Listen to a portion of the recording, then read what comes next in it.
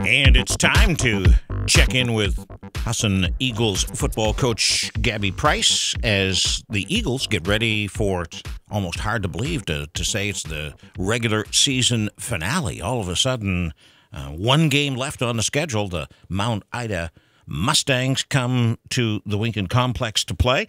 Coach, good morning to you. Good morning, Dale. It's when I say we're heading into the last game on the schedule, can you believe it? Well, really, we can. It seems like it's gone by in a flash. I think yesterday we number our practices, obviously. I think it was like the 66th or 67th practice we've had. So, really, it was hard to believe. One of the coaches mentioned that to the players, and we saw kind of a wild-eyed look from them. Yeah, I bet. Before we look into the Mount Ida game there ahead and all, just kind of give us the recap of what happened over in Norwich, 28-23, coulda, shoulda, woulda, I guess, over there, right? Well, you're exactly right, Dale. Our guys, I don't think they've ever played harder at any time. It was just they just played really, really hard. Artistically, it probably wasn't the best game by either team, but the intensity on the field from both teams was just incredible. If you were a fan, you were on the edge of your seats. Both of us had turnovers. They onside kicked 3 times, one for it on the 21-yard line. They're 21, up 21-17. So we get a pass interference call, which was a tough call, but they threw the ball over the middle on our 4th and 5. But the game went back and forth, and we got ahead. And you've never seen momentum like this. You could have cut it with a knife. It was just like all of a sudden we had it, and then they had it, and it was almost unstoppable there for a minute. But as far as intensity and effort, we just could not say enough. Our kids were really, I don't want to say the word devastated, but they were certainly very disappointed after the game, and they just laid everything they had on the line, and we couldn't be any part of them. Well, and you had mentioned this last week too. I mean, this is coming off losing to them. What was it, 50-something to 0 or something a year ago? I mean, I'll bet Norwich said, "Whoa, there's a change." Well, I think it was like 45-0 the first quarter, at least before the half last year, and 56, I think it was, at 55-0 at the end of the game. I wish we'd had them at home. We went back there twice, so but we learned a lot. We need to play in those kind of games if we want to be when we're going to become a championship team. It's just all those games are good for a lot of reasons, but certainly a lot better when you win them. But they're certainly good learning tools. Mm-hmm. And we should also point out with all of this, you did a lot of this stuff because with Joe Sacaricia had to leave the game, right, with an injury. Well, actually, Joe was our second series, so I think it was like the 7th play of the game. It was 4th and 1. As Norwich was going to win the championship, or at least come in second place. We didn't know what Gallaudet was at the time. So did we. We made a decision on our 30-yard line to go for it. We talked it over. It certainly was one of the worst calls ever we could.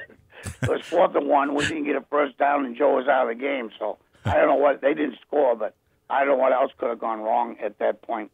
But it was just a classic. I don't know about classic, but certainly it was a great play by then, and Joe certainly got hit in the line, and he's feeling a lot better right now, but certainly will be out. Then Ryan came in, and he had about 30 seconds to get prepared on the sidelines, and Roy did a nice job. Just one of those freak things where we faked a run and kept the quarterback. We thought it was going to be a good play, but obviously they made a great play. I know, Coach, you mentioned the loss is not certainly something you want, but when you look at the standings, and right now you see Gallaudet and Norwich as the top 2 teams, you went on the road to play both of them and just barely lost, those close games. Does that at least tell you that, okay, we're kind of getting to where we need to be and we're competing with the top teams in the conference and we're just that far away? Certainly, Clement, good morning. Yeah, the effort is a championship caliber effort. We have to do some more things as playing football artistically, turnovers and those kind of things. But there's actually absolutely no doubt our effort's there. We want to be there. Our guys want to be there, and they're prepared to be there. We've lost 2 games by 8 points. As you know, you've been around a lot. 2 teams in college are hard to defeat. So our effort and our preparation has been terrific. Just sometimes we wish we'd have a little bit better artistically some results, but that will come. Mm-hmm. And so that brings us forward to Mount Ida. And you have a chance to end on a high note. Apparently, what we were told there yesterday, you guys have already set a school record for most conference wins, and have a chance to add to that. Tell us about Mount Ida coming to town here for Saturday.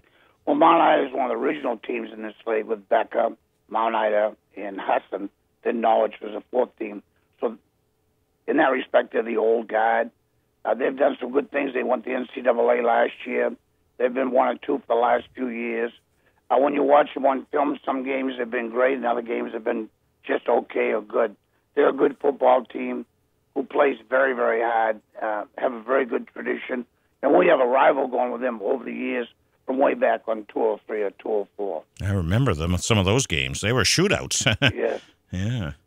What are they, more of a run, pass, or are they a balanced team? Well, they're throwing for like 1,800 yards and ran for 1,100 or 1,700 and 1,100. Last week they didn't throw the ball much at all. Against Norwich, they were against SUNY Maritime. They're a little in between. And against Becca, they really threw the ball a lot. So I think it probably depends on the game plan of whomever they're playing. They've got a junior quarterback, a transfer, a nice running back there, and defensively they play hard with many different looks. They stun a lot, so that would indicate to us that they haven't settled on just one thing yet, but they certainly like to stun. You mentioned it's hard to beat teams at home. That's one area that you guys have been very good at, is winning at home. You have that down pat. Just like that, Clem. We have it down pat. Piece of cake, right? We get the formula. We hope we have it. We certainly like to have it one more week. I mean, obviously, we know the confines of home. You sleep in your own bed. You eat with regular meals. You eat with people you're comfortable with whom you're comfortable with. So we hope that our preparation for a home game, it just becomes a little bit more familiar. I'm not sure it's always easier, but certainly more familiar, and that's certainly one of the things that we're counting on. Our seniors, we're counting on that. They've done some tremendous things at Husson. They hang around and have 3 or 4 different coaches. I mean, I really can't speak about them without getting emotional. They've just done terrific things to buy in and feel good about themselves and how as they've played. It's just remarkable tribute to these players. Well, and one of the neat things, too, you mentioned the seniors is, 2 of the guys that will be playing their last game, Byron Jackson and Ernest Wiggins, 2 of your senior leaders. And it's kind of neat because those are guys that you recruited when you were at Husson running the program the first time, and now you get them for their last year. Well, we're excited just to know them, really, Clem. They've just been terrific. Great leadership. They've been good role models. And just like a college student should, as a freshman, they come in with a certain way, and then they just keep getting better and better. They were good, and then now they've ended up great. Just the way a college student should just grow with the program, grow with age, and grow as people, and they've been outstanding in all those areas. Boy, and then when it all comes down to it, 6-4 looks and sounds a lot better than 5-5, huh? Well, one of the things we've said to our kids, our players, I call them kids, but our players, they're certainly men. Our men, we don't want to have any self-doubt when this is over here, when we start lifting in the winter. Let's end up 6-4. 5-5 is good, but let's not second-guess ourselves. I think if we all give the best effort, coaches, players, and everybody on the same page, I think all coaches coach, not that say, we wish we had done this, we wish we had done that. We don't want any of that. We haven't had any of that. We don't want any of that. We want to go play the way we know how and end up on a great note. That's what we're hoping and preparing for. Well said. All right. So game time, 1 o'clock on Saturday over on the Husson campus, and it'll be Husson against Mount Ida in the regular season finale there. Coach, thanks very much. Good luck on Saturday. We'll talk to you again next week. Thank you to both of you. You've been great to us, and if you're not busy next week, we'll continue this, but if you're not, either way, thank you very much. No, terrific. Absolutely. We want to do a wrap-up with you there next week as well, too, so we'll chat. Thanks for everything, guys. Good. Thanks, Coach. That's Coach Gabby Price of the Husson Eagles. He brings up a good point. I was actually going to point out the 8-point differential. I mean, you're looking at Gallaudet, who has won the conference. They're 6-0. They've wrapped that up. They're going to get the NCAA bid, and Norwich is next. And so those are the two teams on top ahead of Husson. And on the road at both places, Husson lost to those teams by a total of 8 points.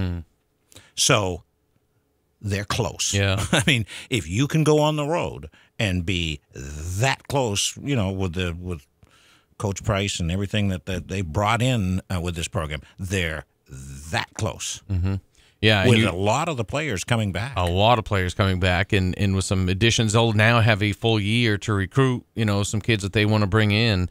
And, I mean, let's face it, they went, we've talked, it seems like a lot this year with expectations, whether it be, the Red Sox or the Celtics, or, he took over a program that had won 3 games combined in the last 3 years. And you're thinking, all right, well, it's great to have Gabby back, but he's got his work cut out for him. And then they got blown out in their first 2 games, non-conference games, and then all of a sudden they beat Alfred State and they went on that run. And, they've had themselves a very good year with a very young team with all new way of doing things. And it really does kind of make you encouraged about what's to come. So Mount Ida is the team. It's 1 o'clock start time, and Saturday is just a terrific football day. Yeah. You got, let's see, 1, 2, 3 out of the 4 Eastern Maine Championships are on Saturday, right? Right. Because of you got Winslow playing at home, you got Bucksport, LTC, and Cheverus. So is hosting. So 3 out of the 4. Husson's at home. Maine's at home for the regular season finale. Maine Maritime's at home, and Colby. I think there's CBB. I think that ended last week. Yeah. So what a terrific football Saturday! Looks like it's going to be great weather-wise. So that's great. You got choices, that's for sure. Okay, Husson Eagles report brought to you by Dysarts on Broadway in Bangor. Stop in, show your Husson ID card, and you can get 10% off your meal. Dysarts is open until 8 p.m. Dysarts on Broadway in Bangor. Come eat. It is now 7:45. It's time for another Medical Minute, brought to you by Black Bear Medical, 1113 Stillwater Avenue, Bangor. If you plan on being active in sports